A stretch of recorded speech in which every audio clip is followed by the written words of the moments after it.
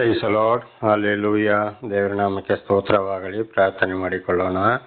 ಸರ್ವ ಸೃಷ್ಟಿಕರ್ತನಾದ ತಂದೆಯ ದೇವರೇ, ಮಗನ ದೇವರೇ, ಪರಿಶುದ್ಧಾತ್ಮನೇ, ನಿಮ್ಮ ನಾಮಕ್ಕೆ ಸ್ತೋತ್ರ ಸ್ವಾಮಿ. ಈ ದಿವಸವು ಈ ಸಮಯವು ಕೂಡ ನಿಮ್ಮಿಂದ ನೇಮಕವಾದಂಥ ದಿವಸ ಸಮಯ, ಅದಕ್ಕಾಗಿ ನಿಮಗೆ ಸ್ತೋತ್ರ. ಈ ದಿವಸದ ಸಂದೇಶದ ಭಾಗವನ್ನು ಕೂಡ ಹೇರಳವಾಗಿ ಆಶೀರ್ವದಿಸಿದೆ. ನಿಮ್ಮ ಪ್ರೀತಿ ಸಾಹಿಲ್ಲದೆ ಏನು ಮಾಡಲು ಸಾಧ್ಯವಿಲ್ಲ. ನಿಮ್ಮೆಲ್ಲ ಉಪಕರಣಗಳಿಗಾಗಿ ಕೃತಜ್ಞತಾ ವಂದನೆಗಳು. ಯೇಸುವಿನ ನಾಮದಲ್ಲಿ ಪ್ರಾರ್ಥಿಸಿದ್ದೇನೆ, ನಮ್ಮ ತಂದೆಯೇ, ಆಮೇನ್. ಇದನ್ನು ಕೇಳುತ್ತಿರುವ ನನ್ನ ಸಹೋದರ ಸಹೋದರಿಯರೇ, ನಿಮಗೂ ನನ್ನ ಹೃದಯಪೂರ್ವಕವಾದಂಥ ನಮಸ್ಕಾರಗಳು. ಈ ದಿವಸವು ದೇವರು ನಿಮ್ಮನ್ನು, ನಿಮ್ಮ ಮಕ್ಕಳನ್ನು ಎಲ್ಲ ರೀತಿಯಲ್ಲಿಯೂ ಹೇರಳವಾಗಿ ಆಶೀರ್ವದಿಸಲೆಂದು ಪ್ರತಿ ದಿವಸ ಬೆಳಗಿನ ಜಾವದ ಪ್ರಾರ್ಥನೆಯಲ್ಲಿ ಪ್ರಾರ್ಥಿಸುವನಾಗಿದ್ದೇನೆ. ದೇವರ ನಾಮಕ್ಕೆ ಸ್ತೋತ್ರ. ಈ ದಿವಸದ ಸಂದೇಶದ ಭಾಗವು ಕೀರ್ತನೆಗಳು 31ನೇ ಅಧ್ಯಾಯ 6ರಿಂದ. ಕೀರ್ತನೆಗಳು 31ನೇ ಅಧ್ಯಾಯ 6ರಿಂದ. ದೇವರ ನಾಮಕ್ಕೆ ಸ್ತೋತ್ರವಾಗಲಿ. ಸುಳ್ಳು ವಿಗ್ರಹಗಳನ್ನು ಅವಲಂಬಿಸಿದವರನ್ನು ನಾನು ದ್ವೇಷಿಸುತ್ತೇನೆ. ನಾನಾದರೋ ಯೆಹೋವನಲ್ಲಿ ಭರವಸೆ ಇಟ್ಟಿದ್ದೇನೆ. ದೇವರ ನಾಮಕ್ಕೆ ಸ್ತೋತ್ರ. ನೋಡಿ, ದಾವೀದ ಅರಸರು ಏನು ಹೇಳಿದ್ದಾರೆ, ಸುಳ್ಳು ವಿಗ್ರಹಗಳನ್ನು ಅವಲಂಬಿಸಿದವರನ್ನು ನಾನು ದ್ವೇಷಿಸುತ್ತೇನೆ. ದೇವರು ಸಂಪೂರ್ಣವಾಗಿ ದರ್ಶನ ಕೊಟ್ಟವರನ್ನು ಕರೆದ ಮೇಲೆ, ದಾವೀದ ಅರಸರು ಸತ್ಯವನ್ನು ತಿಳ್ಕೊಂಡ ಮೇಲೆ, ಅವರ ಜೀವಿತದಲ್ಲಿ ಮಾಡಿದಂಥ ಅದ್ಭುತ ಕಾರ್ಯಗಳನ್ನು ಅವರನ್ನು ನಡೆಸಿಕೊಂಡು ಬರುವಾಗ, ಸರ್ವ ಸೃಷ್ಟಿಕರ್ತನಾದ ಪರಮ ಯೆಹೋವ ಅಂದರೆ ಪರಮಾತ್ಮ ಭಗವಂತನನ್ನು ತಿಳ್ಕೊಂಡು ಆಮೇಲೆ ಯಾರು ವಿಗ್ರಹಾರಾಧನೆಗೆ ಹೋಗ್ತಾರೋ, ವಿಗ್ರಹ ಅಂದರೆ ಬರೀ ಬೊಂಬೆಗಳು ಮಾತ್ರವಲ್ಲ, ದೇವರ ವಾಕ್ಯಕ್ಕೆ ವಿರುದ್ಧವಾಗಿ ಯಾರು ನಡೀತಾರೋ ಅದು ಪ್ರತಿಯೊಂದು ವಿಗ್ರಹ ಅಂದರೆ ದೆವ್ವ, ಸೈತಾನ ಅಂತ ಇದರ ಅರ್ಥ. ಅದರ ಸಹವಾಸದಲ್ಲಿ ಮತ್ತೆ ಯಾರು ಇರ್ತಾರೋ ಅಂಥವ್ರನ್ನ ನಾನು ದ್ವೇಷ ಮಾಡ್ತೇನೆ ಅಂತೇಳಿ. ಹಾಗಿದ್ರೆ ಅರ್ಥ, ಅಂಥವ್ರ ಸಹವಾಸವೇ ನಮಗೆ ಇರಬಾರ್ದು. ಸಹವಾಸ ಅಂದರೆ ಏನು? ಮಾತುಕತೆ ಇಲ್ವಾ? ಮಾತುಕತೆ ಬೇಕು. ಏನಪ್ಪ, ಚೆನ್ನಾಗಿದ್ದೀರಾ, ಊಟ ಆಯ್ತಾ, ಊಟ ಮಾಡಿದ್ದೆ ಅಂತ ಹೇಳ್ಕೊಂಡು ಬರೀ ಆ ರೀತಿಯಲ್ಲಿ ಮಾತು ಹೊರತು ಅವ್ರ ಜೊತೆಲಿ ಒಡನಾಟ ಸಂಬಂಧ ನಮಗೆ ಇರಬಾರ್ದು. ಹಾಗೆ ಇದ್ದಾಗ ಏನಾಗ್ತದೆ, ನಾವು ಮತ್ತೆ ಸೈತಾನ ನಮ್ಮ ಮನಸ್ಸನ್ನು ಆ ಕಡೆಗೆ ಸೆಳೆದು ಬಿಡುತ್ತಾನೆ. ಆಗ ನಾವು ದೇವರಿಂದ ದೂರ ಹೋಗ್ತೇವೆ, ದೇವರು ನಮ್ಮಿಂದ ದೂರ ಹೋಗ್ತಾರೆ.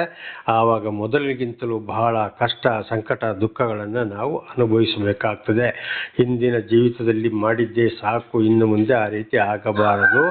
ಬಹಳ ಕಷ್ಟ ಸಂಕಟಗಳಿಗೆ ನಾವು ಗುರಿಯಾಗ್ತೇವೆ. ಇದು ಆಮೇಲೆ ಹಾಗೆ ಶಾಪಗ್ರಸ್ತರು ಎಂಬುದಾಗಿ ನಾವು ಮಹಾಭಾರತದಲ್ಲಿಯೂ, ಬೈಬಲಲ್ಲಿಯೂ, ಕುರಾನಲ್ಲಿಯೂ ಎಲ್ಲ ರೀತಿಯಲ್ಲಿ ವಿಷಯವನ್ನು ನಾವು ಓದಿ ತಿಳಿದುಕೊಳ್ಳಬಹುದು. ಇದನ್ನು ಹಿಂದೆ ಕೂಡ ನಾವು ತಿಳಿದುಕೊಂಡಿದ್ದೇವೆ. ವಿಗ್ರಹ ಅಂದರೆ ನೋಡಿ, ಈಗ ಉದಾಹರಣೆಗೆ ಯೇಸು ಅಂದರೆ ಏನು? ಅದು ಐಮಿಕ ಭಾಷೆ ಅಂದರೆ ಮಾನವರನ್ನು ತನ್ನ ಜನರನ್ನು ರಕ್ಷಿಸುವ, ಪಾಪದಿಂದ ಬಿಡುಗಡೆ ಮಾಡುವವನು ಅಂತ ಅದರ ಅರ್ಥ. ಈಗ ಉದಾಹರಣೆಗೆ ಬೈಬಲ್ ಕೂಡ ನಮಗೆ ವಿಗ್ರಹಗಳ ಬಗ್ಗೆ ಬಹಳ ವಿರೋಧ.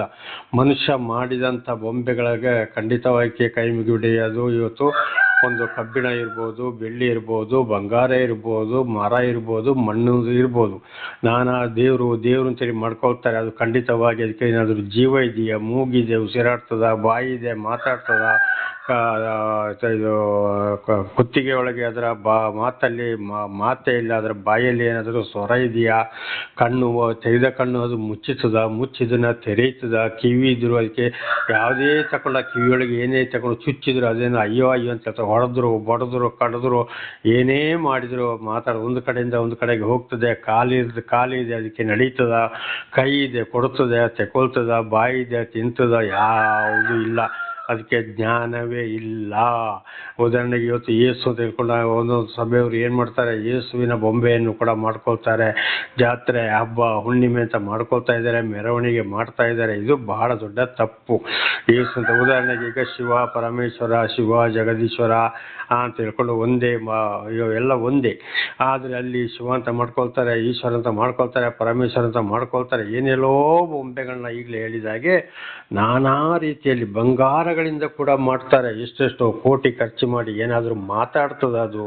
ಆಗ ಶಿವ, ಸರ್ವೇಶ್ವರ, ಪರಮೇಶ್ವರಗಳ ದೇವರಲ್ಲೋ ದೇವರು ಹೌದು, ಆದರೆ ರೂಪ ಇಲ್ಲ. ಸರ್ವ ಸೃಷ್ಟಿಕರ್ತನಾದಂಥ ದೇವರು, ದೇವರ ನಾಮಕ್ಕೆ ಸ್ತೋತ್ರವಾಗಲಿ.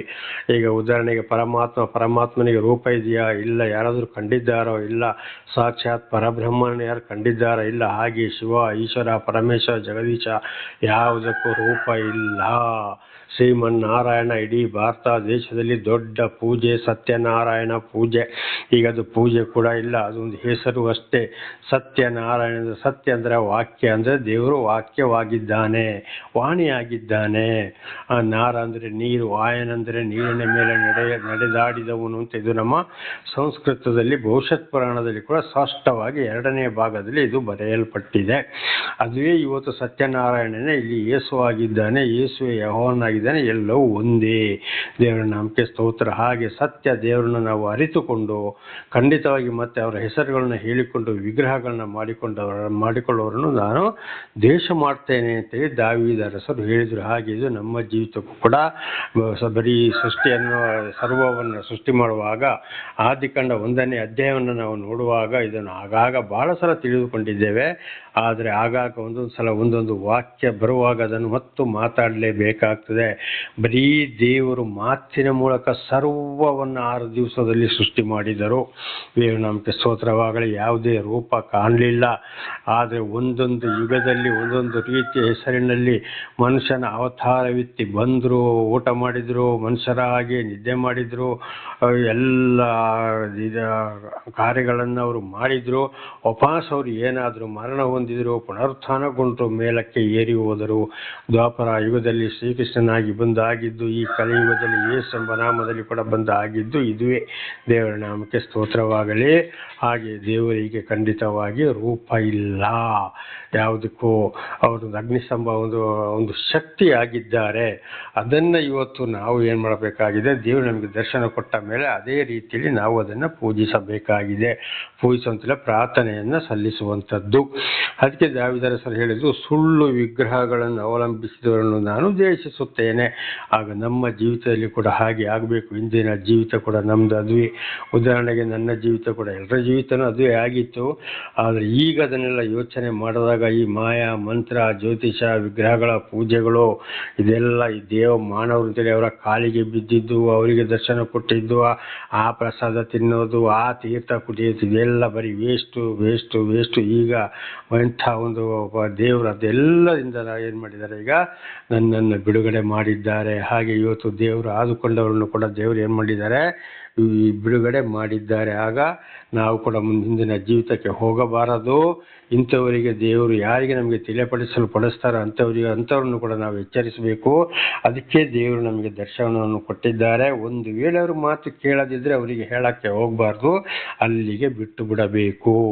ದ್ವೇಷ ಅಂದರೆ ಸಂಪೂರ್ಣವಾಗಿ ಅವ್ರ ಹತ್ರ ಮಾತು ಬಿಡುವಂಥದ್ದಲ್ಲ. ಏನಪ್ಪ ಒಳ್ಳೆಯದು, ಚೆನ್ನಾಗಿದೆ, ಊಟ ಆಯಿತು, ನಿಮ್ಮಲ್ಲೆಲ್ಲ ಚೆನ್ನಾಗಿದ್ದಾರಾ, ನಿಮ್ಮ ಊಟ ಆಯಿತಾ, ಇಷ್ಟೇ ಹೊರತು ಏನಾದರೂ ಕಷ್ಟ, ಸಂಕಟ, ದುಃಖಗಳು ಒಳ್ಳೆ ರೀತಿಯಲ್ಲಿ ಬಂದಾಗ ಅವರಿಗೆ ಸಹಾಯ ಮಾಡುವಂಥದ್ದು. ಮತ್ತು ಎಲ್ಲ ರೀತಿಯಲ್ಲಿಯೂ ಅಲ್ಲ. ದೇವರ ನಾಮಕ್ಕೆ ಸ್ತೋತ್ರವಾಗಲಿ.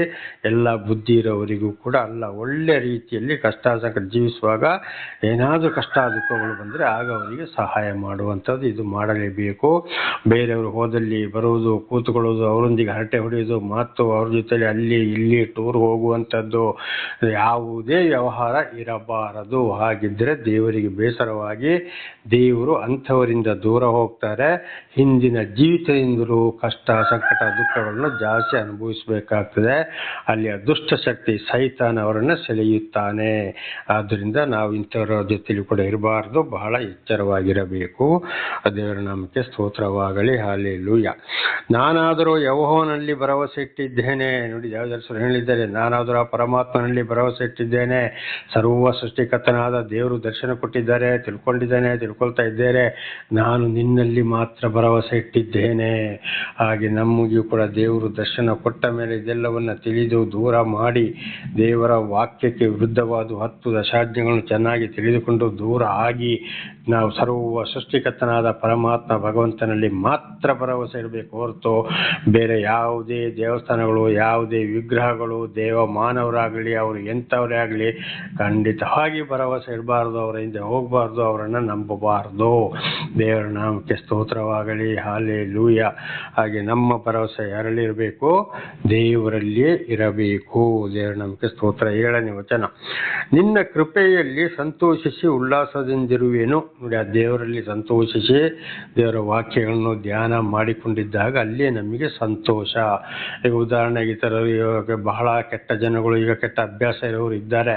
ನಮ್ಮ ಸ್ವಂತದವರಲ್ಲಿ ಇರ್ಬೋದು, ಬಂಧು ಬಳಗದವರಲ್ಲಿ ಇರ್ಬೋದು, ಇತರಲ್ಲಿ ಇರ್ಬೋದು. ಅವ್ರ ಜೊತೆ ಸೇರ್ಕೊಂಡಾಗ ಏನಾಗ್ತದೆ, ನಮ್ಮ ಮನಸ್ಸನ್ನು ಆ ಕಡೆಗೆ ಸೆಳೀತಾರೆ. ಸೈತಾನ ಕಾರ್ಯವನ್ನು ಮಾಡ್ತಾನೆ, ದುಷ್ಟಶಕ್ತಿ. ಆವಾಗ ಅವರೊಂದಿಗೆ ಸೇರಿ ನಾವು ಕೆಟ್ಟು ಹೋಗ್ತೇವೆ. ಕಡೆಗೆ ಬೇಸರ ಆಗ್ತದೆ. ಕಡೆಗೆ ಬಹಳ ಕಷ್ಟ, ಸಂಕಟ, ದುಃಖಗಳು ಒಂದಲ್ಲ ಒಂದು ರೀತಿಯಲ್ಲಿ. ಆಮೇಲೆ ಬುದ್ಧಿ ಬಂದು ಏನು ಪ್ರಯೋಜನವಿಲ್ಲ. ಆಗ ದೇವರ ಮಾತನ್ನು ಕೇಳಿ ಅಂಥವರ ಸಹವಾಸ ಬಿಟ್ಟರೆ ನಮಗೇನಾಗ್ತದೆ? ಸಂತೋಷದಿಂದ ಜೀವಿಸಬೇಕು. ಇಲ್ಲದ್ರೆ ಅವರಾಗಿ ನಾವು ಕೂಡ ಕೆಟ್ಟು ಹೋಗ್ತೇವೆ. ಕಷ್ಟ, ಸಂಕಟ, ದುಃಖಗಳನ್ನು ಅನುಭವಿಸಬೇಕು.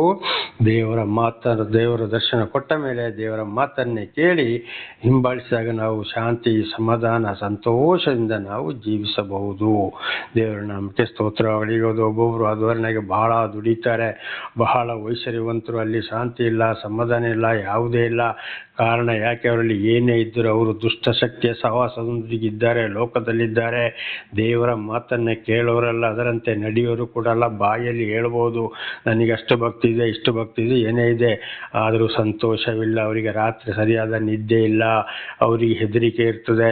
ಯಾರು ಬರ್ತಾರೋ, ಎಲ್ಲಿ ಹೊಡಿತಾರೋ, ಎಲ್ಲಿ ಸೂಟ್ ಮಾಡ್ತಾರೋ, ಎಲ್ಲಿ ಇಡಿಗಳು ಬರ್ತಾವೋ, ಎಲ್ಲಿ ಐಡಿಗಳು ಬರ್ತಾವೋ, ಎಲ್ಲಿ ಸಿ ಬಿ ಐ ಬರ್ತದೋ, ನಾನಾ ರೀತಿಯಲ್ಲಿ ಅವರಿಗೆ ಹೆದರಿಕೆಗಳು ಇರ್ತವೆ. ಜೈಲಿಗೆ ಹೋಗ್ತಾರೆ, ಅಲ್ಲಿ ಕೊಳಿತಾ ಇರ್ತಾರೆ. ನೋಡಿ, ನಾನಾ ರೀತಿ ಜಾಮೀನುಗಳಿಗಾಗಿ ಆ ಕೋರ್ಟು ಈ ಕೋರ್ಟು ತಿಳ್ಕೊಂಡು ಹೋಗ್ತಾರೆ. ಅಲ್ಲಿ ಕೂಡ ಜಾಮೀನು ಸಿಕ್ಕೋದಿಲ್ಲ. ಅವರ ಪೇಪರಲ್ಲಿ, ಇವತ್ತು ಮಾಧ್ಯಮಗಳಲ್ಲಿ ಕೂಡ ಅವ್ರದ್ದು ಎಲ್ಲ ಮಾನ ಮರ್ಯಾದೆಗಳು ಹರಾಜಾಗಿ ಹೋಗ್ತವೆ. ಆಗ ಅದಕ್ಕಿಂತ ಉತ್ತಮರು ಯಾರು? ಬಡವರಾಗಿದ್ದು ದೇವರ ವಾಕ್ಯಕ್ಕೆ ವಿಧೇಯರಾಗಿ ಯಾರು ಜೀವಿಸ್ತಾರೋ ಅವರು ಚೆನ್ನಾಗಿ ದುಡಿತಾರೆ, ಊಟ ಮಾಡ್ತಾರೆ, ರಾತ್ರಿ ಒಳ್ಳೆ ನಿದ್ದೆಯನ್ನು ಕೂಡ ಮಾಡ್ತಾರೆ. ದೇವರ ನಮಗೆ ಸ್ತೋತ್ರ. ಇವರಿಗೆ ಸರಿಯಾದ ನಿದ್ದೆ ಕೂಡ ಇಲ್ಲ. ಇವರು ಒಂದೊಂದು ಕಡೆ ಹೋಗೋತ್ತಿಗೆ ಇಲ್ಲಿ ಯಾರು ಕೊಲ್ತಾರೋ, ಏನು ಮಾಡ್ತಾರೋ ಅಂತ ಹೇಳುವಂಥ ಭಯ. ಆದರೆ ಬಡವರಾದ ನಮಗೆ ಅದು ಇದೆಯೋ? ಇಲ್ಲ. ಅದಕ್ಕೆ ದೇವರನ್ನು ನಮಗೆ ತಿಳಿಯಪಡಿಸಿದ್ದು, ದರ್ಶನ ಕೊಟ್ಟಿದ್ದು. ಹಾಗೆ ನಿನ್ನ ಕೃಪೆಯಲ್ಲಿ ಸಂತೋಷಿಸಿ ಉಲ್ಲಾಸದಿಂದಿರುವೆನು ಎಂಬುದಾಗಿ ಹೇಳಿದರು. ಹಾಗೆ ನಾವು ಕೂಡ ದೇವರೊಂದಿಗೆ ಆತುಕೊಂಡಾಗ ನಾವು ಕೂಡ ಸಂತೋಷದಿಂದ ಇರಲು ಸಾಧ್ಯ ಇಲ್ಲ. ಇವರ ಸಹವಾಸಗಳಿಟ್ಟರೆ ಕಿರಿಕಿರಿ, ಶಾಂತಿ ಇಲ್ಲ, ಸಮಾಧಾನ ಇಲ್ಲ, ನಿದ್ದೆ ಇಲ್ಲ, ಊಟ ಮಾಡೋಕ್ಕಾಗೋದಿಲ್ಲ, ಪ್ರತಿ ಒಂದು ಇರಲ್ಲ. ಈ ದುಷ್ಟರಿಂದ ದೂರ ಇರಬೇಕು. ಅದಕ್ಕೆ ಕೀರ್ತನೆ 1 ಬಹಳ ಚೆನ್ನಾಗಿ ಆಗಾಗ ನಾವು ನಮ್ಮ ಜೀವಿತಕ್ಕೆ ಅಳವಡಿಸಿಕೊಳ್ಬೇಕು. 10 ದಶಾಜ್ಞೆಗಳನ್ನು ಕೂಡ ನಾವು ಅದನ್ನು ಅಳವಡಿಸಿಕೊಳ್ಳಬೇಕು. ದೇವ ಮಾನವನಾದ ಬಸವಣ್ಣನವರು ಕೂಡ ಅದೇ ವಿಷಯಗಳನ್ನು ಹೇಳಿದ್ದಾರೆ. ಕೆಟ್ಟವರನ್ನು ಬಿಟ್ಟು ಜೀವಿಸಿರಿ ಅಪ್ಪ ಎಂಬುದಾಗಿ. ದೇವರ ನಾಮಕ್ಕೆ ಸ್ತೋತ್ರವಾಗಲಿ. ಹಲ್ಲೆಲೂಯಾ. ಈಗ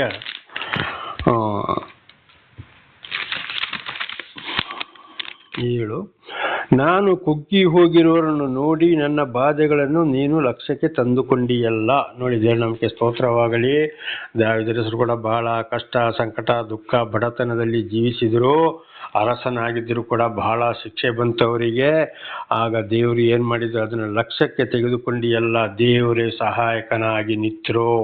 ಹಾಗೆ ಇವತ್ತು ದೇವರು ಆರಿಸಿಕೊಂಡವರು ಅದನ್ನು ನಮಗೆ ದರ್ಶನ ಕೊಡುವುದಲ್ಲ ಮಾತ್ರವಲ್ಲ, ಅಂಥ ಸಮಯದಲ್ಲಿ ದೇವರೇ ನಮಗೆ ರಕ್ಷಣೆಗೆ ನಿಂತು ದೇವರ ಕಾವಲು ದೂತರ ಮೂಲಕ ನಮಗೆ ರಕ್ಷಣೆಯನ್ನು ಕೊಡುವವರಾಗಿದ್ದಾರೆ. ಪವಿತ್ರಾತ್ಮರ ಮೂಲಕ ನಮ್ಮನ್ನು ನಡೆಸುವವರಾಗಿದ್ದಾರೆ. ಇದೆಲ್ಲ ನಮ್ಮ ಜೀವಿತದಲ್ಲಿ, ನನ್ನ ಜೀವಿತದಲ್ಲಿ ಅಂತೂ ನೆರವೇರಿದೆ.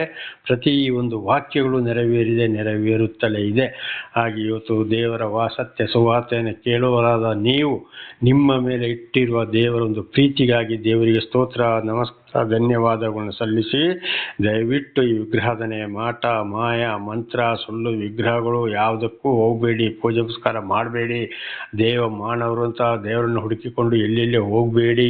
ಮನುಷ್ಯ ಮಾಡಿದ ಬೊಂಬೆಗಳಿಗೆ ಕೈ ಮುಗಿಬೇಡಿ. ಈಗ ಉದಾಹರಣೆಗೆ ವರ್ಷಕ್ಕೆ ಒಂದ್ಸಲ ನೋಡಿ, ದೇವರು ತಿಳ್ಕೊಂಡು ಆ ಮಣ್ಣಿನ ಬೊಂಬೆಗೆ ಎಷ್ಟೆಷ್ಟೋ ಸಾವಿರ ಕೊಟ್ಟು ತಂದು ಪೂಜೆ ಮಾಡ್ತಾರೆ. ಕಡೆಗೆ ತಗೊಂಡೋಗಿ ಒಂದು ಕೆರೆಗೋ ಹೊಳೆಗೋ ಎಲ್ಲಿಯಾದರೂ ಹೋಗಿ ಹೊತ್ತು ಹಾಕ್ತಾರೆ. ಆ ಕಡೆಗೆ ಏನು ಪ್ರಯೋಜನ ಪ್ರಯೋಜನವಾಯಿತು. ಅದೇ ದುಡ್ಡನ್ನು ಇವತ್ತು ಕುರುಡರು, ಕುಂಟರು, ಮೋಟ್ರು, ಅನಾಥ ಮಕ್ಕಳು, ಅನಾಥ ವೃದ್ಧರು, ಬಹಳ ನಿರ್ಗತಿಗರಿಗೆ ಕೊಟ್ಟರೆ ಅಂಥದ್ದು ನನಗೆ ಕೊಟ್ಟ ಹಾಗೆ ಅದರ 2ರಷ್ಟು ನಾನು ನಿಮ್ಮನ್ನು ಆಶೀರ್ವದಿಸುತ್ತೇನೆ. ಪರಲೋಕದ ಸುವರಗಳನ್ನು ನಿಮ್ಮ ಮಡಿಲಲ್ಲಿ ಹಿಡಿಯಲಾರದಷ್ಟು ಸುರಿಸ್ತೇನೋ ಇಲ್ಲ ಎಂಬುದನ್ನು ಪರೀಕ್ಷಿಸಿ ನೋಡಿರಿ ಎಂಬುದಾಗಿ ಮಲಾಕಿ ಗ್ರಂಥ ಒಂದು ಪ್ರವಾದಿಯ ಮೂಲಕ ದೇವರು ಹೇಳಿದ್ದಾರೆ. ಅದು ಬಿಟ್ಟು ಇವತ್ತು ಏನೇನೋ ಮಾಡ್ತಾ ಇದ್ದಾರೆ. ದೇವರ ನಮಗೆ ಸ್ತೋತ್ರವಾಗಲಿ. ಉದಾಹರಣೆಗೆ ಕೊರೋನಾ ಬಂತು, ಎಲ್ಲರಿಗೂ ಗೊತ್ತಿದೆ. ಎಲ್ಲ ದೇವರುಗಳು ಬಂದು ದೇವರುಗಳನ್ನ ರೂಮಳಿಗೆ ಹಾಕಿ ಬೀಗ ಹಾಕಕ್ಕಾಗ್ತದ ಇಲ್ಲ. ಆ ಸಮಯದಲ್ಲಿ ಪೂಜೆ ನಡೀತಾ ಇಲ್ಲ. ಕಡೆಗೆ ಅದಕ್ಕೆ ಸ್ಪ್ರೇ ಮಾಡಿದ್ರು. ದೇವರಿಗೆ ಸ್ಪ್ರೇ ಮಾಡೋಕ್ಕೆ ಆಗ್ತದ? ದೇವರಿಗೆ ಸ್ಪ್ರೇ ಬೇಕಾ? ಹಾಗಾದ್ರೆ ಎಂಥ ದೇವರುಗಳು ಆಗಿರಬಹುದು. ಒಂದೊಂದು ಕಡೆಗೆ ಚಂಡಮಾರುತ, ಬಿರುಗಾಳಿ, ಬೆಟ್ಟ ಗುಡ್ಡಗಳು ಜರಿಯೋದು, ಸುನಾಮಿ ಇದ್ದ ಮಸೀದಿ, ಮಂದಿರ, ದೇವಸ್ಥಾನ ತೀರ ಕೊಚ್ಚಿ ಹೋಗ್ತದೆ. ಹಾಗಾದಕ್ಕೆ ದೇವರಿಗೆ ಅದೆಲ್ಲ ಬೇಕಾ ಬೇಡವಾ? ಆಗ ದೇವರಲ್ಲವ? ದೇವರು ಹೌದು, ಆದರೆ ಅದು ಬೇಡ. ಇದು ಮನುಷ್ಯರು ಏನು ಮಾಡ್ತಾ ಇದ್ದಾರೆ? ಜನಗಳನ್ನು ವಂಚಿಸಿ ಅವರೊಂದು ಹೊಟ್ಟೆಪಾಡಿಗೋಸ್ಕರ ಸುಳ್ಳು ಹೇಳಿ ಜನಗಳನ್ನು ಹಾದಿ ತಪ್ಪಿಸ್ತಾ ಇದ್ದಾರೆ. ಅದಕ್ಕೆ ದಾವೀದನ ಹೆಸರು ಸುಳ್ಳು ವಿಗ್ರಹಗಳನ್ನು ಅವಲಂಬಿಸಲು ನಾನು ದ್ವೇಷ ಮಾಡ್ತೇನೆ. ನಾನಾದರೂ ನಿನ್ನಲ್ಲಿ ಕೃಪೆಯನ್ನು ಇಟ್ಟುಕೊಂಡಿದ್ದೇನೆ. ಹಾಗೆ ನಾನು ಕುಗ್ಗಿ ಹೋದಾಗ ನನ್ನನ್ನು ರಕ್ಷಕ್ಕೆ ತಂದಿದ್ದೀಯಲ್ಲ ಅಂತ. ಆಗ ದೇವರು ದರ್ಶನ ಕೊಟ್ಟ ಮೇಲೆ ದೇವರ ವಾಕ್ಯಕ್ಕೆ ನಾವು ವಿಧೇಯರಾಗಿ ಜೀವಿಸುವಾಗ ಕುಗ್ಗಿ ಹೋದರೂ ದೇವರು ನಮ್ಮನ್ನು ರಕ್ಷಿಸುವವರಾಗಿದ್ದಾರೆ. ಆಗ ನಮ್ಮ ಭರವಸೆ ಯೆಹೋವನಲ್ಲಿಯೇ. ಅಂದರೆ ನಮ್ಮ ಭರವಸೆ ಸರ್ವ ಸೃಷ್ಟಿಕರ್ತನಾದ ದೇವರು, ಆ ಪರಮಾತ್ಮ ಭಗವಂತನಲ್ಲಿಯೇ, ಯೇಸು ಕ್ರಿಸ್ತನಲ್ಲಿ ಅಲ್ಲ, ದೇವರಲ್ಲಿಯೇ. ನಮ್ಮ 8ನೇ ವಚನ 31:8 ನೀನು ನನ್ನನ್ನು ಶತ್ರುಗಳ ಕೈ ಕೆಳಗೆ ಬೀಳಿಸಲಿಲ್ಲ, ನಿರಾಂತಕ ಸ್ಥಾನದಲ್ಲಿ ನನ್ನನ್ನು ನಿಲ್ಲಿಸಿದ್ದಿ. ದೇವರು ನಮಗೆ ಸ್ತೋತ್ರವಾಗಲಿ. ಹಲ್ಲೆಲೂಯಾ. ನೋಡಿ, ದಾವೀದನನ್ನು ದೇವರ ಅರಸನಾಗಿ ನೇಮಿಸಿದ್ರು. ಬಹಳ ಶತ್ರುಗಳಿದ್ರು. ಸ್ವಂತ ಮಗನೇ ಇದ್ದ. ಇದನ್ನು ಕೂಡ ಹಿಂದೆ ಬಹಳ ಸಲ ತಿಳಿದುಕೊಂಡಿದ್ದೇವೆ. ಸ್ವಂತ ಪ್ರಜೆಗಳೇ ಇದ್ದರು. ಹಾಗೆ ಇವತ್ತು ನಾವು ದೇವರೊಂದಿಗೆ ಜೀವಿಸುವಾಗ, ದೇವರು ನಮ್ಮನ್ನು ನಡೆಸುವಾಗ ನಮಗೆ ಕೂಡ ಬಹಳ ಶತ್ರುಗಳು ಬರ್ತಾರೆ. ಆಗ ಅಂಥವರ ಕೈಗೆ ಒಪ್ಪಿಸಲಿಲ್ಲ. ಸ್ವಂತ ಗಂಡ, ಹೆಂಡತಿಯ, ಅತ್ತೆ, ಸೊಸೆ ವಿರುದ್ಧ ಮಕ್ಕಳು, ತಂದೆ ತಾಯಿಗಳು ಎಲ್ಲ ದೇವರಿಂದ ಯಾರು ಆಯ್ಕೆಗೊಂಡಿರ್ತಾರೋ ಅವರಿಗೆ ಶತ್ರುಗಳು ಮನೆಯೊಳಗಡೆ ಇರ್ತಾರೆ. ಮೊಟ್ಟ ಮೊದಲು ಶತ್ರುಗಳು ಪ್ರಾರಂಭವಾಗುವುದು ಮನೆಯೊಳಗೆ, ಅಲ್ಲಿಂದ ಹೊರಗಿನವರೇ. ಆಗ ಅಂಥವರ ಕೈಗೂ ಕೂಡ ದೇವರಾದುಕೊಂಡವರನ್ನು ಒಪ್ಪಿಸುವುದಿಲ್ಲ, ರಕ್ಷಿಸುತ್ತಾರೆ. ಇದು ಕೂಡ ಅನೇಕರ ಜೀವಿತದಲ್ಲಿ ದೇವರು ಅಂಥವರನ್ನು ರಕ್ಷಿಸಿದ್ದಾರೆ. ದೇವರ ನಾಮಕ್ಕೆ ಸ್ತೋತ್ರ. ನಿರಂತಕ ಸ್ಥಾನದಲ್ಲಿ ನನ್ನನ್ನು ನಿಲ್ಲಿಸಿದ್ದು, ಏನು ಅಪಾಯ ಬರದ ಹಾಗೆ ಅಂಥವರನ್ನು ದೇವರೇ ನಿಲ್ಲಿಸುತ್ತಾರೆ. ದೇವರ ನಾಮಕ್ಕೆ ಸ್ತೋತ್ರ. ದೇವರೇ ಸಹಾಯಕನು. ಇದು ಕೂಡ ನಾನು ಹಿಂದೆ ಬಹಳ ಸಲ ಸಾಕ್ಷಿ ಕೊಟ್ಟಿದ್ದೇನೆ. ನನ್ನ ಜೀವಿತದಲ್ಲಿ ಕೂಡ ನಾನು ಏನು ಮಾಡಿದ್ದಾರೆ? ಶತ್ರುಗಳ ಕೈ ಕೆಳಗೆ ಬೀಳಿಸಲಿಲ್ಲ, ನಿರಂತಕವಾದ ಸ್ಥಳದಲ್ಲಿ ಈಗಲೂ ನಿಲ್ಲಿಸಿದ್ದಾರೆ. ದೇವರ ನಾಮಕ್ಕೆ ಸ್ತೋತ್ರ. ಹಾಗೆ ದೇವರು ದರ್ಶನ ಕೊಟ್ಟ ಮೇಲೆ, ದೇವರು ನಮ್ಮ ಜೀವಿತದಲ್ಲಿ ಅದ್ಭುತ ಕಾರ್ಯಗಳನ್ನು ಮಾಡಿದ ಮೇಲೆ, ಮಾಡ್ತಾ ಇರುವಾಗ ನಾವು ದೇವರ ವಾಕ್ಯಕ್ಕೆ ವಿಧೇಯರಾಗಿ ನಾವು ಜೀವಿಸಬೇಕಾಗಿದೆ. ಆಗ ಎಲ್ಲದರಲ್ಲಿಯೂ ದೇವರು ನಮಗೆ ಸಹಾಯಕನಾಗಿರುತ್ತಾನೆ. ದೇವರ ನಾಮಕ್ಕೆ ಸ್ತೋತ್ರ. 9ನೇ ವಚನ ಯೆಹೋವನೇ ಕರುಣಿಸು, ಕಷ್ಟದಲ್ಲಿ ಬಿದ್ದಿದ್ದೇನೆ. ನನಗುಂಟಾದ ಬಾಧೆಯ ದೆಸೆಯಿಂದ ನನ್ನ ಕಣ್ಣುಗಳು ಗುಡ್ಡು ಸೇರಿಕೊಂಡಿವೆ, ದೇಹಾತ್ಮಗಳು ಕುಗ್ಗಿ ಹೋದವು. ದೇವರೇ ಕರುಣಿಸು, ನಾನು ಕಷ್ಟದಲ್ಲಿ ಬಿದ್ದಿದ್ದೇನೆ. ದುಷ್ಟರ ಸಹವಾಸ, ಕೆಡುಕರು ನನಗೆ ಬಹಳ ಇದ್ದಾರೆ. ನನಗುಂಟಾದ ಬಾಧೆಯ ದೆಸೆಯಿಂದ ನನ್ನ ಕಣ್ಣುಗಳು ಯೋಚನೆ ಮಾಡಿ ನೋಡಿ ಯೋಚನೆ ಮಾಡಿ ಕಣ್ಣೀರು ಸುರಿಸಿ ನನ್ನ ಕಣ್ಣುಗುಡ್ಡೆ ಕೂಡ ಸೇದಿಕೊಂಡಿದೆ. ದೇಹಾತ್ಮಗಳು ಕುಗ್ಗಿ ಹೋದವು, ಶರೀರದಲ್ಲಿ ಶಕ್ತಿ ಕೂಡ ಇಲ್ಲ. ಅಲ್ಲಿಯವರೆಗೆ ದಾವೀದರ ಸರಿಗೆ ಕಷ್ಟ ಬಂತು.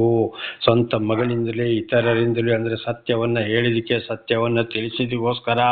ಹಾಗೆ ಇವತ್ತು ದೇವರು ಯಾರನ್ನು ಆದುಕೊಳ್ತಾರೋ, ಯಾರನ್ನು ಸತ್ಯ ಸ್ವಾರ್ಥಿಕರನ್ನಾಗಿ ಆದುಕೊಳ್ತಾರೋ, ಸತ್ಯವನ್ನು ಹೇಳುವಾಗ ಅವರಿಗೆ ಕೂಡ ಬಹಳ ವಿರೋಧಿಗಳು ಒಂದಲ್ಲ ಒಂದು ರೀತಿ.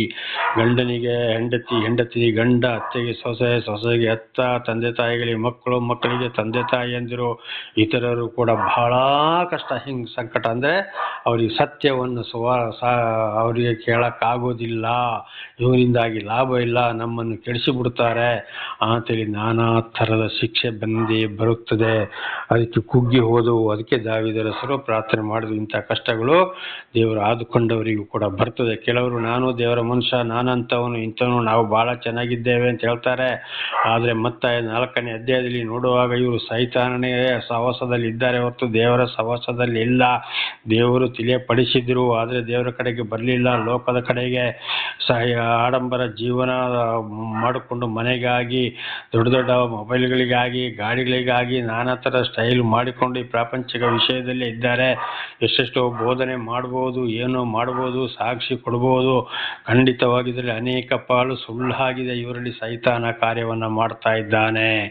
ಆದ್ದರಿಂದ ಇಂಥವ್ರ ಹಿಂದೆ ಯಾವಾಗಲೂ ಇಂಥವ್ರನ್ನ ಅವಲಂಬಿಸಬಾರದು. ಸತ್ಯವನ್ನು ಹೇಳಿದಾಗ ಬಹಳ ವಿರೋಧಿಗಳೇ ಬರ್ತಾರೆ. ಅಂಥ ಸಮಯದಲ್ಲಿ ಕೂಡ ನಾವು ಕುಗ್ಗಿ ಹೋಗಬಾರದು. ದೇವರಿಗೆ ಮೊರೆ ಇಟ್ಟಾಗ ದೇವರೇ ನಮ್ಮನ್ನು ರಕ್ಷಿಸುವವರಾಗಿದ್ದಾರೆ. ದೇವರ ನಾಮಕ್ಕೆ ಸ್ತೋತ್ರ. ಹಿಂದೆ ಕೂಡ ದೇವರ ದರ್ಶನವಾದ ಕಾಲದಲ್ಲಿ ನಾನು ಸರಿಯಾಗಿ ಗೊತ್ತಿಲ್ಲದೆ ಅಂಥವರ ಜೊತೆಯಲ್ಲಿ ಬಹಳ ಸಮಯ ಇದ್ದೆ, ಬಹಳ ಅಂಥವರ ಸಂಸ್ಥೆಯಲ್ಲಿ ಕೂಡ ಇದ್ದೆ. ಕಡೆಗೆ ಸತ್ಯವನ್ನು ದೇವರೇ ತಿಳಿಯಪಡಿಸ್ತಾ ಬಂದರು. ಗ್ರಂಥಗಳ ಮೂಲಕ, ಬೈಬಲ್ಗಳ ಮೂಲಕ, ಮಹಾಭಾರತಗಳು, ಪುರಾಣಗಳು, ವೇದಗಳು, ಕನ್ನಡ ಕುರಾನ್ ಮೂಲಕ ಸತ್ಯವನ್ನು ಮಾತಾಡಲು ಪ್ರಾರಂಭವಾದ ಮೇಲೆ ನಾನು ಯಾರಿಗೂ ಬೇಡದವನಾದೆ. ಈಗ ಯಾರ ಸಹವಾಸವಿಲ್ಲ, ಯಾರಿಗೂ ನಾನು ಬೇಡ.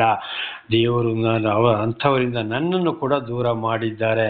ಅವ್ರ ಜೊತೆಲಿ ಯಾವುದೇ ಸಂಘ ಸಂಸ್ಥೆ ಮೀಟಿಂಗ್ಗಳು, ಅವರ ಆಡಂಬರದ ಕೂಟಗಳು, ಯಾವುದೇ ಕಾರ್ಯಗಳು ಕೂಡ ನನ್ನನ್ನು ಸೇರದ ಹಾಗೆ ದೇವರು ಮಾಡಿದರು. ಯೆರೆಮೀಯನಿಗೆ ಒಂದು ಮಾತನ್ನು ಹೇಳಿದರು, ನೀನು ಆಡಂಬರದ ಮನೆಯಲ್ಲಿ ಸೇರಬೇಡ, ಅವ್ರ ಜೊತೆಲಿ ತಿಂದು ಕುಡಿಯಲು ನೀನು ಹೋಗಬೇಡ, ಶುದ್ಧ ಎಂಬುದಾಗಿ. ಅದೇ ರೀತಿಯಲ್ಲಿ ಇವತ್ತು ನನ್ನನ್ನು ದೇವರು ನಡೆಸ್ತಾ ಇದ್ದಾರೆ. ದೇವರ ನಾಮಕ್ಕೆ ಸ್ತೋತ್ರ. ಆದರೆ ಈಗ ನನ್ನ ಸಂಪರ್ಕದಲ್ಲಿ ಇರುವುದು ಸರಿಯಾಗಿ ಬರೀ ಎರಡೇ 2 ಸೇವಕರುಗಳು ಮಾತ್ರ ನನ್ನೊಂದಿಗೆ ನಾವು ಕಷ್ಟ ಸಂಕಟ ದುಃಖಗಳನ್ನು ಹಂಚಿಕೊಳ್ತಾ ಇದ್ದೇವೆ. ಬೇರೆ ಎಲ್ಲರಿಂದ ನನ್ನನ್ನು ದೇವರು ದೂರ ಮಾಡಿದ್ರು, ಅವರನ್ನು ನನ್ನಿಂದಲೂ ದೂರ ಮಾಡಿದ್ರು. ದೇವರ ನಾಮಕ್ಕೆ ಸ್ತೋತ್ರವಾಗಲಿ. ಇದನ್ನು ಕೂಡ ಬಹಳ ಸಲ ನಾನು ಹೇಳಿದ್ದೇನೆ.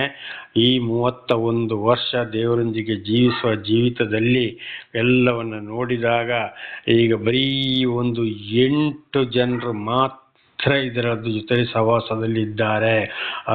ಒಂದು ಅಲ್ಪ ಸ್ವಲ್ಪ ಆದರೂ ಬಾಕಿ ಯಾರು ಇಲ್ಲವೇ ಇಲ್ಲ. ದೇವರ ನಾಮಕ್ಕೆ ಸ್ತೋತ್ರವಾಗಲಿ. ಹಾಗೆ ದಾವೀದರಸರಿಗೂ ಕೂಡ ಬಹಳ ಕಷ್ಟ ಸಂಕಟ ದುಃಖಗಳನ್ನು ಅನುಭವಿಸಿದ್ರು ಅಂತೇಳಿ ಹಿಂದೆ ಕೂಡ ನಾವು ತಿಳ್ಕೊಂಡಿದ್ದೇವೆ. ಹಾಗೆ ನಮ್ಮಲ್ಲಿ ಕೂಡ ಬರ್ತದೆ. ಆದರೆ ಎದೆಗುಂದಬಾರದು. ದೇವರ ನಾಮಕ್ಕೆ ಸ್ತೋತ್ರವಾಗಲಿ. ಈ ಎಲ್ಲ ಮಾತುಗಳು ಯಾರಿಗೆ ಅಂದರೆ, ದೇವರು ಯಾರನ್ನು ಕರೆದಿದ್ದಾರೋ, ಯಾರ ಮೇಲೆ ದೃಷ್ಟಿ ಇಟ್ಟಿದ್ದಾರೋ, ಯಾರನ್ನು ಆರಿಸಿಕೊಂಡಿದ್ದಾರೋ ಅವರಿಗೆ ಮಾತ್ರ ಇಂಥ ಕಷ್ಟಗಳು ಬರೋದು ಹೊರತು ಬೇರೆಯವರಿಗೆ ಇದು ಬರುವುದಿಲ್ಲ. ಅವರು ಲೋಕದ ವಿಷಯದಲ್ಲಿ ಬಹಳ ಸಂತೋಷವಾಗಿ ಇರ್ತಾರೆ. ಆಗೊಂದು ಪ್ರಶ್ನೆ, ಆಗ ನಾವು ಹಾಗೆ ಇದ್ರೆ ನಾವು ಯಾಕೆ ಕಷ್ಟಪಡಬೇಕು, ಅವರಾಗಿ ಇರ್ಬೋದಲ್ಲ. ಪ್ರಿಯರೇ, ನನ್ನ ಸಹೋದರ ಸಹೋದರಿ, ಚೆನ್ನಾಗಿ ಅರ್ಥ ಮಾಡಿಕೊಳ್ರಿ. ದೇವರಂಥವ್ರನ್ನ ಕೈ ಬಿಟ್ಟಿದ್ದಾರೆ. 1 ಪೇತ್ರ 4ನೇ ಅಧ್ಯಾಯ 6ನೇ ವಚನದಲ್ಲಿ ನೋಡುವಾಗ ಪೇತ್ರನು ಹೇಳ್ತಾ ಇದ್ದಾರೆ, ಜೀವಿತ ಕಾಲದಲ್ಲೇ ಅವರು ಯಾವ ಕಡೆಗೆ ಹೋಗ್ತಾ ಇದ್ದಾರೆ ಅಂತ ಅವ್ರನ್ನ ತಿಳಿದುಕೊಳ್ಳಬಹುದು ಎಂಬುದಾಗಿ. ಅದಕ್ಕೆ ಸೀನಾಯಿ ಬೆಟ್ಟದಲ್ಲಿ ಮೋಶೆಯ ಮೂಲಕ ಕೂಡ 10 ದಶಾಜ್ಞೆಗಳನ್ನು ದೇವರು ಕೊಟ್ಟಿದ್ದು. ದೇವರ ನಾಮಕ್ಕೆ ಸ್ತೋತ್ರವಾಗಲಿ. ಮತ್ತು ದೇವರ ವಾಕ್ಯಗಳನ್ನು ಚೆನ್ನಾಗಿ ತಿಳಿದುಕೊಂಡು ಯಾರು ವಿರೋಧವಾಗಿ ಹೋಗ್ತಾರೋ ಅವರಿಗೆ ನಾನಾ ರೀತಿ ಐಶ್ವರ್ಯಗಳು ಎಲ್ಲ ಬರುತ್ತವೆ. ಅಂದರೆ ನಾನಾ ರೀತಿ ಅನ್ಯಾಯದಿಂದ ಮಾಡುವಂಥ ಸಂಪಾದನೆ, ಅದನ್ನು ಬಹಳ ಸಲ ನಾವು ಹೇಳಿದ್ದೇವೆ. ಖಂಡಿತವಾಗಿ ಅವರಿಗೆ ತೀರ್ಪು ಆಗಿ ಹೋಗಿದೆ ಅಂತ ಇದರ ಅರ್ಥವಾಗಿದೆ. ಹಾಗೆ ದಾವೀದರಸರಿಗೆ, ಪ್ರವಾದಿಗಳಿಗೂ, ಸಾಕ್ಷಿಗಳಿಗೆ ತೊಂದರೆ ಬಂದಾಗೆ ದೇವರು ಯಾರನ್ನು ಆದುಕೊಳ್ತಾರೋ ಅವರಿಗೆ ಬಹಳ ಕಷ್ಟ ಸಂಕಟ ದುಃಖಗಳು. ಆಗ ದೇವರಲ್ಲಿ ಭರವಸೆ ಇಟ್ಟಾಗ ದೇವರಂಥವ್ರನ್ನ ಕುಗ್ಗಿ ಹೋಗಲು ಬಿಡುವುದಿಲ್ಲ. ದೇವರ ನಾಮಕ್ಕೆ ಸ್ತೋತ್ರ. 10ನೇ ವಚನ, ನನ್ನ ಜೀವಮಾನವೆಲ್ಲ ದುಃಖದಲ್ಲಿಯೂ ನಿಟ್ಟುಸಿರಿನಲ್ಲಿಯೂ ಕಳೆದು ಹೋಗುತ್ತಾ ಇದೆ. ನೋಡಿ, ದಾವೀದರಸರು ಅವರ ಜೀವಮಾನ ಇಡೀ ದುಃಖ ಕಷ್ಟ ಸಂಕಟ ದುಃಖಗಳು. ಯಾಕೆ? ಲೋಕದಲ್ಲಿ ಅಂಥವರೇ ಜಾಸ್ತಿ ಇದ್ದಾರೆ. ಯಾರು ಒಳ್ಳೆಯದನ್ನು ಹೇಳೋರೇ ಇಲ್ಲ. ಆದರೆ ದೇವರು ಆದುಕೊಂಡವರ ಬಾಯಿ ಸುಮ್ಮನೆ ಇರುವುದಿಲ್ಲ. ಅವರ ನಡೆ ನುಡಿ ಕ್ರಿಯೆ ಬಾಯಿಗಳು ದೇವರ ವಾಕ್ಯಕ್ಕೆ ಸರಿಯಾಗಿರುತ್ತವೆ. ದೇವರು ಅಲ್ಲಿ ಅವರನ್ನು ನಡೆಸ್ತಾರೆ. ಆಗಕ್ಕೆ ಈ ದಗ ಮೋಸ ಅನ್ಯಾಯ ಮಾಡೋರಿಗೆ ದುಷ್ಟರಿಗೆ ಸಹಿಸಿಕೊಳ್ಳಾಗುವುದಿಲ್ಲ. ಇವರಿಗೆ ನಾನಾ ಥರದಲ್ಲಿ ಹಿಂಸೆಯನ್ನು ಕೊಡ್ತಾರೆ. ಆಗ ಇಂಥವರು ಬಹಳ ಜೀವಮಾನವೆಲ್ಲ ದುಃಖದಲ್ಲಿ ಕಳೆಯಬೇಕಾಗ್ತದೆ. ಉದಾಹರಣೆಗೆ ದೇವರೇ ಕಲಿಯುಗದಲ್ಲಿ ಯೇಸೆಂಬ ನಾಮದಲ್ಲಿ ಬಂದಾಗ ಅವರು ತಾಯಿ ಗರ್ಭದಲ್ಲಿ ಇದ್ದಾಗಲೇ ಸೈತಾನ ಅವರನ್ನು ಕೊಲೆ ಮಾಡಲಿಕ್ಕೆ ನೋಡಿದಾದರೆ ದೇವರು ಬಿಡಲಿಲ್ಲ. ಕೊನೆಯ ಉಸಿರು ಶಿಲುಬೆಯ ಮೇಲಿಂದ ಮರದ ಕಂಬದ ಮೇಲೆ ಉಸಿರು ಬಿಡುವವರೆಗೂ ಅವರಿಗೂ ಶಾಂತಿ ಸಮಾಧಾನ ಒಂದು ದಿವಸ ಇರಲಿಲ್ಲ. ತಾಯಿ ಗರ್ಭದಲ್ಲಿ ಬೆಳೀತಾ ಇದ್ದಾಗಲೇ ಅಲ್ಲಿಂದಲೇ ಅವರಿಗೆ ವೈರಿಗಳು. ಇದು ದೇವರಿಂದ ಆದುಕೊಂಡವರಿಗೆ ಇದೇ ಪರಿಸ್ಥಿತಿ. ಆದರೆ ತಂದೆಯಾದ ದೇವರನ್ನು ಬಿಡಲಿಲ್ಲ. ಸಹಾಯಕನಾಗಿ ನಿಂತು ಅವರನ್ನು ನಡೆಸುತ್ತಾ ಬಂದರು. ಅವರ ಜೀವಮಾನ ಮುಗಿಯುವಾಗ ಅದು ಕೂಡ ದೇವರ ಒಂದು ಕಾರ್ಯವೇ. ಇದು ನಮ್ಮ ಜೀವಿತಕ್ಕೆ ಕೂಡ ಪೌಲನು ತಿಮೋಥೆಯನಿಗೆ ಹೇಳಿದ್ದಾರೆ, ನೋಡಿ ಯೇಸುವನ್ನು ಹಿಂಬಾಲಿಸುವವರಿಗೆ ಬಹಳ ಕಷ್ಟ ಇದೆ ಈ ಭೂಲೋಕದಲ್ಲಿ ಅಂತ. ಹಾಗೆ ಹಳೆ ಒಡಂಬಡಿಕೆಯಲ್ಲಿ ಪ್ರವಾದಿಗಳು, ಹೊಸ ಒಡಂಬಡಿಕೆಯಲ್ಲಿ ಸಾಕ್ಷಿಗಳು ನೋಡುವಾಗ ಅವರು ಕೂಡ ಬಹಳ ಕಷ್ಟ, ಸಂಕಟ, ದುಃಖಗಳನ್ನು ಅನುಭವಿಸಬೇಕಾಯಿತು. ಉದಾಹರಣೆಗೆ ಪ್ರತಿ ಒಂದು ಪ್ರವಾದಿಗಳನ್ನು ಕೂಡ ನಾವು ಇದನ್ನೇ ನೋಡ್ತೇವೆ. ದೇವರೇ ಮನುಷ್ಯನ ಅವತಾರ ರೀತಿ ಬಂದಾಗಲೊಂದು ಉದಾಹರಣೆಯಾಗಿ ನಮಗೆ ತೋರಿಸಿದ್ರು. ನೋಡಿಯಪ್ಪ ಈ ರೀತಿ ಇದೆ ಅಂತ. ಆಮೇಲೆ ಕುರಾನಲ್ಲಿ ನೋಡುವಾಗ ಮಹಮ್ಮದ್ ಪೈಗಂಬರನ್ನು ಕೂಡ ಏನು ಮಾಡಿದರು, ಸತ್ಯವನ್ನು ಹೇಳಿದಕ್ಕೆ, ಸತ್ಯವನ್ನು ತಿಳಿಸಿದಕ್ಕೆ, ಕುರಾನನ್ನು ಸತ್ಯವಾಗಿ ಬೋಧನೆ ಮಾಡಿದಕ್ಕೆ ಅವರನ್ನು ಕೂಡ ಅವರ ಜನಗಳೇ ಏನು ಮಾಡಿದರು, ಹೊಡೆದೇ ಕೊಂದು ಹಾಕಿದರು ಎಂಬುದಾಗಿ. ದೇವರ ನಾಮಕ್ಕೆ ಸ್ತೋತ್ರವಾಗಲಿ. ಹಲ್ಲೆಲೂಯಾ. ಹಾಗಿಲ್ಲಿ ಏನಾಗಿದೆ, ನನ್ನ ಜೀವಮಾನದಲ್ಲಿಲ್ಲ ದುಃಖದಲ್ಲಿಯೂ ನಿಟ್ಟುಸಿರಿನಲ್ಲಿಯೂ ಕಳೆದು ಹೋಗ್ತಾ ಇದೆ. ಹಾಗೆ ನಮ್ಮನ್ನು ದೇವರು ಆರಿಸಿಕೊಂಡಿರುವುದಾದರೆ ನಮ್ಮದು ಕೂಡ ನಿಟ್ಟುಸಿರು, ಕಷ್ಟ, ಸಂಕಟ, ದುಃಖಗಳು. ಆದರೆ ಕುಗ್ಗಿ ಹೋಗಬಾರದು. ದೇವರಲ್ಲೇ ಭರವಸೆ ಇಟ್ಟು ನಾವು ಮುಂದೆ ಸಾಗಬೇಕಾಗಿದೆ. ದೇವರೇ ಅಂಥವರನ್ನು ನಡೆಸ್ತಾರೆ. ಈಗ ನನ್ನ ಜೀವಿತವು ಕೂಡ ಇದುವೇ. ಆದ್ದರಿಂದ ನಾವು ಅದರಲ್ಲಿ ಕುಂದಿ ಹೋಗಬಾರದು. ನನ್ನ ಅಪರಾಧದಿಂದ ನನ್ನ ಶಕ್ತಿಯು ಕುಂದಿ ಹೋಯಿತು. ನೋಡಿ, ಇನ್ನೊಂದು ವಿಷಯ ಏನು, ನನ್ನ ಅಪರಾಧದಿಂದ ನನ್ನ ಶಕ್ತಿ ಕುಂದಿ ಹೋಯಿತು, ನನ್ನ ಎಲುಬುಗಳು ಸವಿದು ಹೋಗಿವೆ. ನನ್ನ ಅಪರಾಧ ಅಂದರೆ ದೇವರು ದಾವೀದರಸರನ್ನು ಆರಿಸಿಕೊಂಡ ಮೇಲೆ ಅವರಲ್ಲಿ ಒಂದು ತಪ್ಪನ್ನು ಮಾಡಿದ್ರು. ಒಂದು ಸ್ತ್ರೀಯ ವಿಚಾರದಲ್ಲಿ ಅದು ಬಹಳ ದೊಡ್ಡ ಪಾಪ. ಅಲ್ಲಿ ಒಂದು ವ್ಯಭಿಚಾರದಿಂದ ಒಂದು ಮಗ ಹುಟ್ಟಿದ. ಆ ಮಗನಿಗೆ ಕಾಯಿಲೆ ಹಿಡಿಯಿತು. ಅದಕ್ಕೋಸ್ಕರ 7 ದಿವಸ ದಾವೀದರಸರು ಉಪವಾಸ ಪ್ರಾರ್ಥನೆ ಮಾಡಿದ್ರು. ಆದರೂ ಏನು ಉತ್ತರ ಸಿಕ್ಕಲಿಲ್ಲ. ಮಗ ಸತ್ತೇ ಹೋದ. ಆಗಿದ್ದು ನಮ್ಮ ಜೀವಿತಕ್ಕೂ ಕೂಡ ದೇವರು ನಮ್ಮನ್ನು ಕರೆದ ಮೇಲೆ ಆರಿಸಿಕೊಂಡಾಗ ದೇವರನ್ನು ತಿಳಿದು ಮತ್ತು ತಪ್ಪು ಮಾಡ್ತಲೇ ಹೋದರೆ ಖಂಡಿತವಾಗಿಯೂ ಯಾರಿಗೇ ಆದರೂ ಕೂಡ ದೇವರು ಯಾರನ್ನೇ ಆರಿಸಿಕೊಂಡ್ರು, ಹೇಗೆ ಆರಿಸಿಕೊಂಡ್ರು, ಉತ್ತರ ಸಿಕ್ಕುವುದಿಲ್ಲ. ಶಿಕ್ಷೆಯನ್ನು ಅನುಭವಿಸಲೇಬೇಕು. ಇದು ನಮ್ಮ ಜೀವಿತಕ್ಕೂ. ಹಾಗೆ ಇವತ್ತು ಅನೇಕರು ನಾವಂಥವರು, ನಾವಿಂಥವರು ಅಂತೆಲ್ಲ ಹೇಳಿ ಇವತ್ತು ಒಂದೊಂದು ದೇವಮಾನವರ ವಿಷಯಗಳನ್ನು ಒಂದೊಂದು ಕಾಯಿ ಬಟ್ಟೆ ಹಾಕ್ಕೊಂಡು ಆ ದೇವರುಗಳು, ಈ ದೇವರುಗಳು, ಆ ಋಷಿಮುನಿಗಳು, ಆ ಸ್ವಾಮೀಜಿ ಅಂತ ಹೇಳ್ಕೊಂಡು ಬರುವಂಥ ಕಷ್ಟ, ಸಂಕಟ, ದುಃಖಗಳು, ಜೈಲಿಗೆ ಹೋಗುವಂಥದ್ದು, ಜೈಲಲ್ಲಿ ಕೊಳೆಯುವಂಥದ್ದು, ಜಾಮೀನಲ್ಲಿ ಹೊರಗಡೆ ಬರುವಂಥದ್ದು, ಮಾಧ್ಯಮಗಳಲ್ಲಿ ಬರುವಂಥದ್ದು, ಕೆಟ್ಟ ಹೆಸರು ಬರುವಂಥದ್ದು ಎಲ್ಲ ಇವತ್ತು ನಡೀತದೆ. ಕಾರಣ ಇವರು ದೇವರಿಂದ ಆಯ್ಕೆಗೊಂಡಿದ್ದಾರಾ? ಇಲ್ಲ. ಇನ್ನು ಹೊಟ್ಟೆಪಾಡಿಗೋಸ್ಕರ ಸುಳ್ಳು ಹೇಳ್ಕೊಂಡು ಬಂದು ನಾನಾ ರೀತಿ ಅನ್ಯಾಯ ಮಾಡ್ತಾ ಇರೋದಕ್ಕೆ ದೇವರಿಂದ ಶಿಕ್ಷೆ. ಬಹಳ ದೊಡ್ಡ ಕಾಯಿಲೆಗಳು. ಒಂದ್ಸಲ ಒಂದು ಮನುಷ್ಯ ದೇವಮಾನ ಅಂತ ಹೇಳಿಕೊಂಡು ಬಹಳ ಇವತ್ತು ಎಲ್ಲ ಬಹಳ ಸಂಪೂರ್ಣವಾಗಿ ನಡೀತಾ ಇರೋದು ಅದುವೇ. ಆದರೆ ಒಂದು ಕಡೆ ಮನುಷ್ಯ ಕಡೆಗೆ ಬಹಳ ಒಂದು ಶಿಕ್ಷೆಯಿಂದ ಸತ್ತು ಹೋದ ಆ ಮನುಷ್ಯನಿಗೂ ಕೂಡ ಒಂದ್ಸಲ ದೇವರು ನನ್ನ ಮುಖಾಂತರ ತಿಳಿಸಿದಾಗ ನನಗೆ ವಿರುದ್ಧವಾಗಿ ಮಾತನಾಡಿದ. ಆಗ ಗೊತ್ತಾಯಿತು, ಓಹೋ ಈ ರೀತಿ ಇದೆ ಅಂತೇಳಿ. ಅದನ್ನು ಪೂರ್ತಿ ಹೇಳಕ್ಕೆ ಹೋಗೋದಿಲ್ಲ. ಕಡೆಗೆ ಆ ಮನುಷ್ಯ ಸತ್ತು ಹೋದ. ಸಮಾಧಿ ಮಾಡಲಿಕ್ಕೆ ಯಾರೂ ಸ್ಥಳ ಕೊಡಲಿಲ್ಲ. ಸ್ವಂತ ಸ್ಥಳದಲ್ಲಿ ಸಮಾಧಿ ಮಾಡಲಿಕ್ಕೆ ಸ್ವಂತ ಹೆಂಡತಿ ಒಪ್ಪಲಿಲ್ಲ. ಕಾರಣ ಏನೇನು ನಡೆದು ಹೋಗಿದೆ. ಶವವನ್ನು ನೀವು ಸ್ಥಳ ಕೊಡ್ತೀರಾ ಅಂತೇಳಿ ಆಂಬ್ಯುಲೆನ್ಸಲ್ಲಿ ಇಟ್ಟುಕೊಂಡು ಬಹಳ ಕಡೆಗೆ ಸುತ್ತಾಡಿದ್ರು. ಕಡೆಗೆ ಎಲ್ಲಿಯೋ ಒಂದು ಸ್ಥಳದಲ್ಲಿ ಬೆಂಗಳೂರು ಸಿಟಿಯ ಒಳಗಡೆನೆ ಒಂದು ಕಡೆ ಒಬ್ಬರು ಎಷ್ಟೋ ಸಾವಿರ ದುಡ್ಡು ತಗೊಂಡು ಸ್ಥಳವನ್ನು ಕೊಟ್ಟರು. ನೋಡಿ, ಸ್ವಂತ ಸ್ಥಳ, ಹೆಂಡತಿದೆ ಸ್ವಂತ ಸ್ಥಳ ಇದ್ದು ಸ್ವಂತ ಹೆಂಡತಿಯ ಸ್ಥಳದಲ್ಲಿ ಗಂಡನನ್ನು ಸಮಾಧಿ ಮಾಡಲು ಒಪ್ಪಲಿಲ್ಲ. ಆಂಬ್ಯುಲೆನ್ಸಲ್ಲಿ ಶವ ಇಟ್ಟುಕೊಂಡು ತಿರುಗಾಡುವಂಥ ಪರಿಸ್ಥಿತಿ ಬಂತು. ಹೇಳೋಕ್ಕೇನು ಪಾಸ್ಟ್ರು ಇಂಥವರು ಬಹಳ ಜನ ಎಲ್ಲ ಧರ್ಮದಲ್ಲಿಯೂ ಇವತ್ತು ಇದ್ದೇ ಇದ್ದಾರೆ. ಆದ್ದರಿಂದ ಬಹಳ ಎಚ್ಚರ. ಅದಕ್ಕೆ ನನ್ನ ಎಲುಬುಗಳು ಸವಿದು ಹೋದೆವು. ಅಂಥೇಳಿ ದಾವೀದರಸರು ಹೇಳಿದ್ದು. ಅದಕ್ಕೆ ದೇವರ ನಾಮಕ್ಕೆ ಸ್ತೋತ್ರವಾಗಲಿ. ಹಾಗೆ ನಮ್ಮ ಜೀವಿತದಲ್ಲಿ ಕೂಡ ತಪ್ಪು ಬಾರದಂತೆ ನೋಡಿಕೊಳ್ಬೇಕು. ಒಂದು ವೇಳೆ ಏನಾದರೂ ಬಂದು ಹೋಯ್ತಂದ್ರೆ ದೇವರಲ್ಲಿ ಸಂಪೂರ್ಣ ಮೊರೆಸಿಡಬೇಕು. ಅದಕ್ಕಾಗಿ ಪಶ್ಚಾತ್ತಾಪ ಪಡಬೇಕು. ಅದಕ್ಕಾಗಿ ದೇವರಲ್ಲಿ ಪಶ್ಚಾತ್ತಾಪ ಪಟ್ಟು ಸಂಪೂರ್ಣ ಭರವಸೆ ಇಟ್ಟರೆ ಖಂಡಿತವಾಗಿ ಒಂದು ವೇಳೆ ದೇವರು ಕ್ಷಮಿಸಬಹುದು. ಆದರೂ ಕ್ಷಮಿಸ್ತಾರೆ ಅಂತೇಳಿ ಹೇಳಕ್ಕೆ ಸಾಧ್ಯ ಇಲ್ಲ. ಒಂದು ವೇಳೆ ಇದಕ್ಕೂ ಕೂಡ ಎಲ್ಲ ಕಡೆಗೂ ದೇವರ ಮಾತುಗಳಿವೆ. ದೇವರ ನಾಮಕ್ಕೆ ಸ್ತೋತ್ರ. ನಮ್ಮ ಸಹೋದರ ಸಹೋದರಿಯೇ ಬಹಳ ಎಚ್ಚರವಾಗಿರಬೇಕು. ದೇವರು ಮಾಡಿದೆಲ್ಲವನ್ನು ಆರಿಸಿಕೊಂಡ ಅಂತ ಹೇಳ್ಕೊಂಡು ಸುಮ್ಮನೆ ಏನೇನು ನಾವು ನಾಟಕದ ಜೀವನವನ್ನು ನಡೆಸಲು ಹೋಗಬಾರದು. ಶಿಕ್ಷೆಯನ್ನು ತಪ್ಪಿಸಿಕೊಳ್ಳಲು ಸಾಧ್ಯವೇ ಇಲ್ಲ. ದೇವರ ನಾಮಕ್ಕೆ ಸ್ತೋತ್ರವಾಗಲಿ. 11ನೇ ವಚನ, ನನ್ನ ಎಲ್ಲ ಹಿಂಸಕರ ದೆಸೆಯಿಂದ ದೂಷಣೆಗೆ ಗುರಿಯಾದೀನು. ನೋಡಿ, ಹಿಂಸೆ ಬರ್ತದೆ, ದೂಷಣೆ ಬರ್ತದೆ, ಕೆಟ್ಟದ್ದು ಬೈತಾರೆ. ನಾವು ಸತ್ಯವಂತರಾಗಿ ನಡೆದರೆ ದೇವರಿಂದ ನಮಗೆ ಪ್ರೀತಿ ಸಿಕ್ಕಿದ್ರೆ ಸಾಕು. ಮನುಷ್ಯರು ಏನು ಬೇಕಾದರೂ ಹೇಳಲಿ, ಹಿಂದೆ ದೇವರನ್ನೇ ಬಿಡಲಿಲ್ಲ, ಇನ್ನು ನಮ್ಮನ್ನು ಬಿಡ್ತಾರ ಈ ಜನಗಳು. ಅದಕ್ಕೆ ನಾವು ಯಾವುದೇ ಕಾರಣಕ್ಕೂ ಬೇಸರಗೊಳ್ಳಬಾರದು.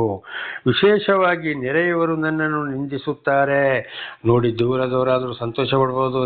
ನೆರೆಯವರೇ, ಓ ಅವನು ಅಂಥವನು ಇಂಥವನು ಹಾಗಿದ್ದ ಹೀಗಿದ್ದ, ನಮಗೆ ಈಗ ಬುದ್ಧಿವಾದ ಹೇಳಕ್ಕೆ ಬಂದಿದ್ದಾನೆ, ಅವನೇರು ನಮಗೆ ಗೊತ್ತಿರಲಿಲ್ವೋ, ಅವರ ಆ ಗಂಡ ಹೆಂಡತಿಯ ಮಗನಲ್ವೋ, ಅವರೇನೋ ಒಳ್ಳೆಯವರ ಅಂತ ಹೇಳ್ಕೊಂಡು. ನೋಡಿ, ದೇವರೇ ಮನುಷ್ಯನ ಅವತಾರ ಯೇಸೆಂಬ ನಾಮದಲ್ಲಿ ಬಂದಾಗಲೂ ಕೂಡ ಏನು ಹೇಳಿದ್ರು, ಅವನ ಜೋಸಪ್ಪನ ಮಗ, ಮರಿಯಳ ಮಗ ಅಲ್ವಾ, ಬಡಗಿಯ ಮಗ ಅಲ್ವಾ, ನಮಗೇನು ಗೊತ್ತಿಲ್ವಾ ಅಂತೇಳಿ ಅವರು ಹುಟ್ಟಿದ ಸ್ಥಳದಲ್ಲಿ ಆ ಊರಲ್ಲಿ ಅವರಿಗೆ ಮರ್ಯಾದೆ ಇರಲಿಲ್ಲ. ಅದಕ್ಕೆ ಸಂಬಂಧ ಮಾತು ಹೇಳಿದ್ರು, ಪ್ರವಾದಿಗೆ ಸ್ವಗ್ರಾಮದಲ್ಲಿ ಮರ್ಯಾದೆ ಇಲ್ಲ, ಆದರೆ ದೂರದಲ್ಲಿ ಇತರರು ಕೂಡ ಗೌರವ ಕೊಡ್ತಾರೆ, ಸ್ವಂತ ಊರಲ್ಲಿ ಮಾತ್ರ ಸ್ವಂತ ಜನರು ಮರ್ಯಾದೆ ಕೊಡುವುದಿಲ್ಲ.